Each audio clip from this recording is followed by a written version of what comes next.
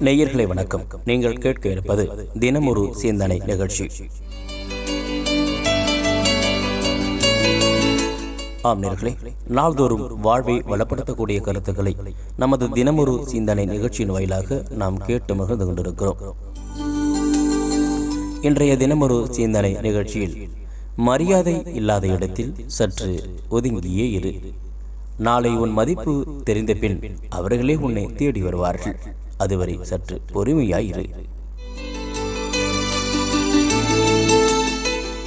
நேயர்கள் கேட்டது தினமொரு சிந்தனை நிகழ்ச்சி.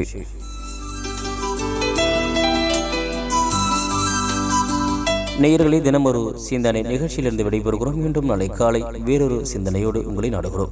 அதுவரை வணக்கம் கூறி விடைபெறுவது உங்கள் அன்பு போன்சை MP ஜீவன் அவர்கள். நன்றி, வணக்கம்.